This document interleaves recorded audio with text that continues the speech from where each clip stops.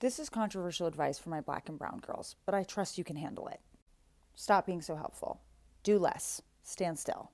My mom, bless her, is Miss Do Everything. We'll be walking into our favorite organization, and she will stop to weed their plants. I had to sit her down and explain to her, as an American, what this signaled. I had to tell her to stop because one day what we noticed was that some of our lovely, nice white compatriots would say things like, "Oh, you're really good at that because you people from the islands are so handy." Or, "Oh, of course you know how to fix that. Your people are just so good with those things." And that made me pause. Now, am I saying be rude? Am I saying visit people's homes and don't offer to do anything? As a member of the Eldest Daughters Union and as literally a member of a religious tradition where the greatest act that you can do is to surrender and give your life in service, I'm not saying be selfish. What I am saying is by being the ever-serving black friend and sidekick, you are robbing people of the chance to complicate their own ideas of blackness. Unfortunately, people in the society do need to see images of black women at rest, at play, and being taken care of. Simply existing pushes back on two social expectations that are part of the American fabric in society. One, as a woman, you are a human giver. You are there to serve other people's needs. And two, as a black person, you exist to facilitate other people's flourishing. If you feel the need to prove your worth and your right to be there by always taking care of other people, you are giving a racist and patriarchal society ammunition. They will take advantage of that. They will not only take advantage of it, they will reward it, and they will code that anxiety you have as goodness. That is a trap.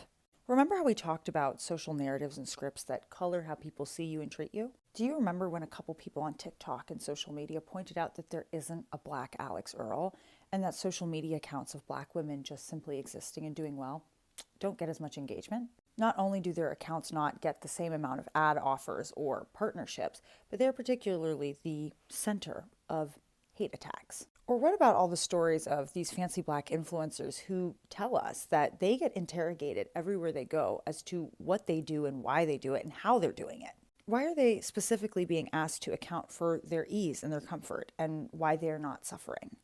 In so much media, black suffering is normal, expected, and destined, but black flourishing or black excellence in the sense of it has built a community for itself where everyone is doing fine. That's spectacular. That's amazing. And some of us have to ask ourselves, why as women are we uncomfortable being cared for? We've started to talk about expanding and understanding the definition of womanism as an expression of feminism that centers black women and the men and children and the people who make up our community. While it can be hard to pin down or articulate, we as a society have an issue with women at rest. We see this in the people who denigrate. They make it their pastime to denigrate fangirls or have people explain why would they want to even go to a Taylor Swift concert or whatever other concert. It's people wondering, well, why is the book club taking so long? Like, what do you all have to talk about? And you have to earn your time off from your family. It's looking at black women who have the privilege of choosing to be housewives or work for themselves at home and getting mad at them. It's the people who say, well, you shouldn't be complaining about how little your partner does around the house. And actually, you should be buying more products that make you do it all. And dare I say, it's the lady at the store who was mad at me for buying the last coat in a certain color and then sticking her nose in my business and saying, well, it doesn't really fit you. I told her, well, my tailor will redo this for me because I actually like this coat. And then she followed me around the store. She very angrily asked me to help her find another coat from this designer. The audacity. In her mind, I had taken something I did not deserve, and the least I could do was help her find another one. I should make sure she had a replacement. And she was very angry about this. Like, the animosity was very open. It was not hidden. And I just told her, go look at the rack. Now, a couple years ago, I would have jumped up and I would have been digging through that rack for her. I would have been operating from this place of, look, she's going to see me as being exceptionally and uniquely kind and generous to her. This is going to be a good witness to the faith tradition that I come out of. Now I've realized in this country, it's not a witness to that. It's an expectation. That's my social job. That's what I'm there for. There is a difference. Don't play into it.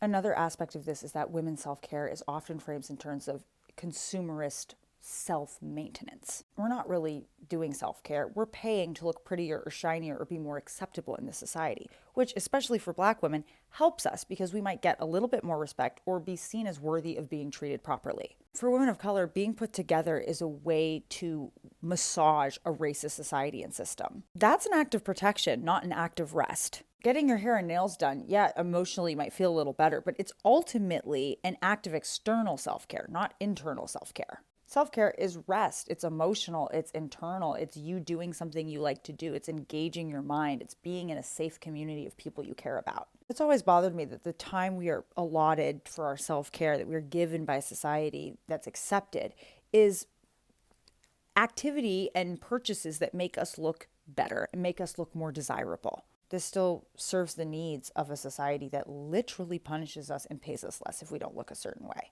This is, of course, the tip of the iceberg. I could talk about how people think we work at places that we don't. I could talk about the amount of times I've been handed an item or asked, where are we supposed to go? Or can you please wrap this up for me? The historical record of Black female imagery in America has been us as a vessel of help. And up until a couple of decades ago, you could in certain states be legally mandated as a Black woman to work in a white person's home. What do you think decades of being legally allowed to be sexual conquests, only work in certain serving professions, and have our every movement tracked according to how much work we were giving a white supremacist society?